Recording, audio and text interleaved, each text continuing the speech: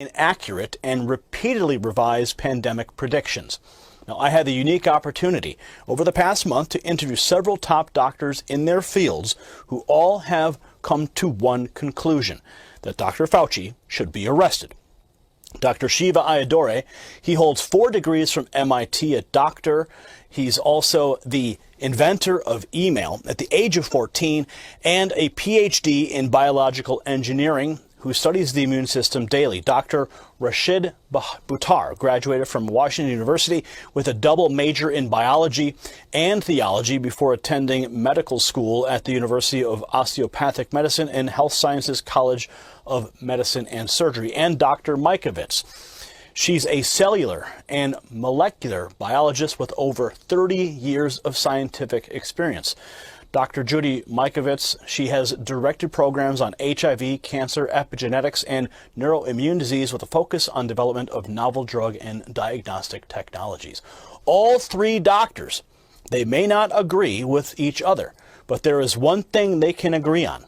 They all want to see Dr. Fauci behind bars. Now, in this video, I will present their case to the American public, where you will be the judge of the ultimate question. Should Dr. Fauci be indicted for the crimes alleged by these doctors? That is what you must make the call on. Thumbs up or thumbs down. Now, on April 16th, Dr. Buttar joined me to discuss the current state of the pandemic, and we covered a variety of topics. Some of those topics were deemed too controversial, and YouTube decided to remove the original interview as it approached 7 million views. On April 29th, 2020, BuzzFeed contacted me for clarification on a video I produced on the 19th that included excerpts from that interview, which, according to a spokesperson from YouTube speaking to BuzzFeed, the BuzzFeed reporter, those excerpts did not violate the social media company's policies. Now, in the opening of the interview, Dr. Buttar discusses how he believes Dr. Fauci got around the 2015 moratorium on CV testing by transferring 3.7 million U.S. taxpayer dollars to the Wuhan lab to continue that very testing. Take a look. I think you're talking about is the moratorium that was placed, and then $3.7 million from the National Institute of Health was transferred to China so they could continue this research, even though the moratorium. So they basically outsourced this research to China. Is this the same topic we're talking about here? This news is just breaking? Yes, this is exactly right. So it goes back to 2014. The U.S. government decided, based upon certain virologists at that time, saying that, look, there's no justification for this kind of research. There's a potential for it to cause harm, cause a pandemic. So there's no justification for us to do this type of research. So the government passed a moratorium in 2014. Fauci approved budgets to be monies to be section for this type of research. So basically, and I'm getting really, every time I think about this, it gets me really flustered because I'm so angry that he basically broke the law. He more than broke the law. He created this entire cascade that we're seeing with the world shutdown was created by this initial aspect back in 2015. He broke the law. He went against government moratoriums. He took taxpayer money and he funded research that has now led to the COVID-19. In 2017, he was documented at Georgetown University saying that there will be a pandemic that this presidency will face, that this term will face. How did he know that in 2017 that something was going to happen in 2018, 19, or 2020?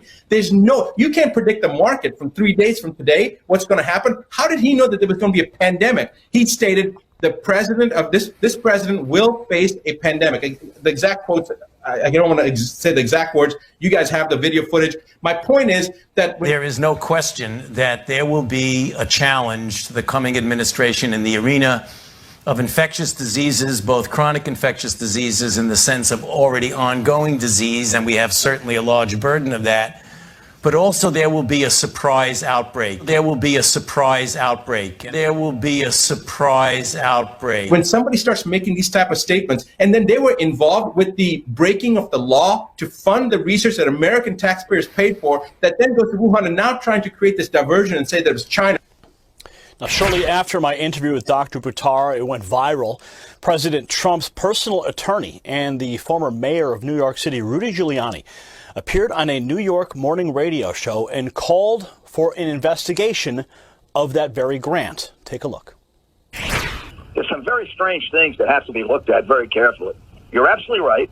China predicted this could happen. China also, for the last 10, 12 years, has been carrying on these experiments, including in this Wuhan laboratory, with animals, and actually making the virus more dangerous, seeing how dangerous the virus can become. Now, you could say that's for scientific purposes, or you could say it's for the purpose of weaponizing it. So back in 2014, the Obama administration prohibited the U.S.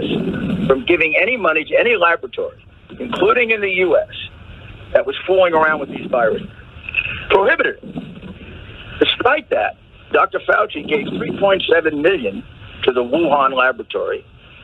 And then even after the State Department issued reports about how unsafe that laboratory was and how suspicious they were of the way in which they were developing a virus that could be transmitted to humans, we never pulled that money. So something here is going on, John. I don't want to make any accusations, but there was more knowledge about what was going on in China with our scientific people than they disclosed to us when this first came out. I mean, just think of it. If this laboratory turns out to be the place where the virus came from, we paid for it. We paid for the damn virus that's killing us. Now, probably the most significant moment once news broke of the $3.7 million grant to the Wuhan lab was when Newsmax reporter Emerald Robinson directly asked the president about that grant. Watch. Thank you, Mr. President. U.S. intelligence is saying this week that the coronavirus likely came from a level 4 lab in Wuhan. There's also another report that the NIH, under the Obama administration in 2015, gave that lab $3.7 million in a grant. Why would the U.S. give a grant like that to China? The Obama administration gave them a grant of $3.7 million. I've been hearing about that. And we've instructed that if any grants are going to that area, we're looking at it literally about an hour ago, and also early in the morning. We will end that grant very quickly, but it was granted quite a while ago. They were granted a substantial amount of money. We're going to look at it and take a look, but I understand it was a number of years ago, right? So you are. When did you hear was the grant was made? 2015. 2015. Who was president then? Yeah, who was president then?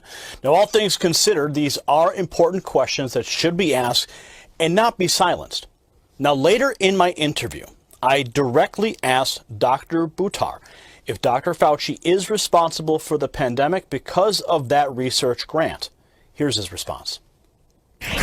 Is Fauci directly responsible for this pandemic because he maneuvered the money, he maneuvered around the moratorium, kept this chimeric research going in China? Is he directly responsible for not just the pandemic, but also the response that's killed the economy, put, 17 to 22 million people out of work? Is Fauci directly responsible? I'm going to say this. I think that I've seen some petitions going around. I know Dr. Shiva said that Fauci should be fired. I think that's the nicest thing that could be done to Fauci. I think he should. He's a criminal. He's broken the law. He's going against the government. I mean, to me, that seems like it's a traitorous thing to do when the government has passed a regulation and he's at one of the highest levels in the NIH. He's got a directorship at the NIH, and then he breaks the law, he breaks the moratorium, and then funds research against something that could potentially cause harm throughout the entire world. And he's in collusion with the foreign government. Collusion with the foreign government. There you have Dr. Buttar's take. Now, before we look back at the historical record of the alleged misdeeds that led to Dr. Fauci's rise to the top of the United States medical industrial complex, let's take a look now at a clip from my April 9th interview with Dr. Shiva, where he called for the indictment of Dr. Fauci. Take a look. Let's talk about Fauci. You know, since we spoke, we ran a campaign to fire Fauci. And I frankly believe this individual should be indicted and should be fired, and all sorts of charges should be leveled at him because he's essentially been the mastermind of an organization for many, many years across many, many presidents, which has promoted a fake science that the immune system is so weak and that you always characterize some virus as a cause of destruction to the immune system. He did this with HIV and AIDS. And so this is his, probably second or third rodeo. And the goal here is to scare everyone with a fake science understanding that as though the immune system gets attacked by the virus, right? So one of the things we did was we called for his firing and his indictment, and I think close to 40,000 people in a few days signed that petition. I would say we probably have close to 2,000 doctors now, Gary, across the world, because the doctors themselves are recognizing that they are victims of a big pharma medical education system. Now, if you look at a guy like Fauci, I believe he's on the leadership council of the Gates Foundation. He loves the Clintons, and his relationship through the NIH and the CDC and the WHO is this triangle, which, by the way, the Chinese Communist Party and the Chinese CDC is part of. The NIH of the United States funded, even as early as 2 or 3 years ago, $14 million to the Chinese CDC. So the entire cabal here is not about health.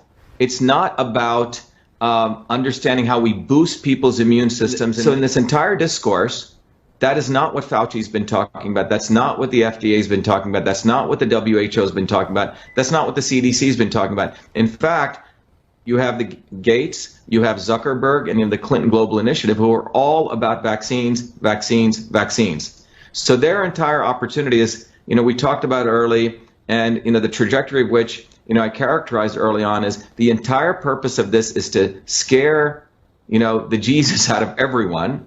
So then when next year comes, or even September, October of this year, when the flu season comes, people basically blindly say, yeah, ship me up. Yes, I'll accept a vaccine card. Yes, I'll have to get vaccinated before I get my driver's license. I'm willing to, show my little vaccine card before I go to the gym. Total control.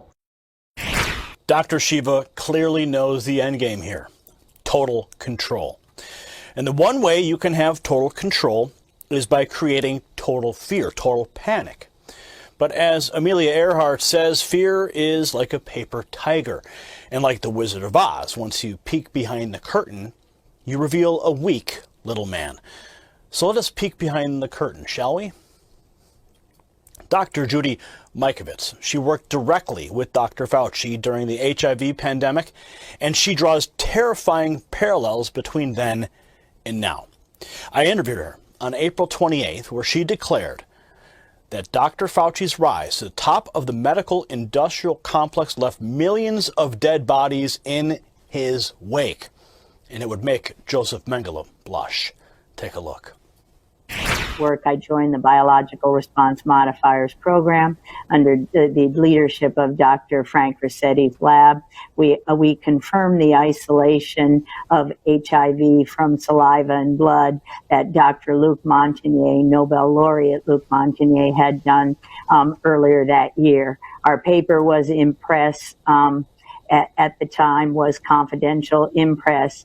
Dr. Fauci called the laboratory. I'm 25-year-old lab technician. He called the laboratory. I answered the phone, explained that Dr. Russetti was out of town and would address his concerns when he got back. Dr. Fauci demanded a copy of the paper, which was confidential. That's unethical. I refused to give it to him. He threatened to fire me for insubordination. I didn't budge. He bullied Dr. Russetti when he came back to town to give him the paper, which his crony Dr. Gallo then copied. He delayed the publications of the confirmation, resulting in the delay of the diagnostics tests and the delay of the immune therapies that could have been used right then to stop the spread of HIV/AIDS. That continued, that resulted in millions of deaths. So you heard her. She believes Dr. Fauci is responsible for millions of deaths. Now, at the end of the interview, I asked her directly, should Dr. Fauci be indicted? Watch. Should Dr. Fauci be indicted? Absolutely. Absolutely, she said. Now, you've heard from each of these doctors. Now, what say you? Should he be indicted? Ό,τι και να μου κάνουν επιμένω, της γενιάς μου δεν πέρασε το τρένο.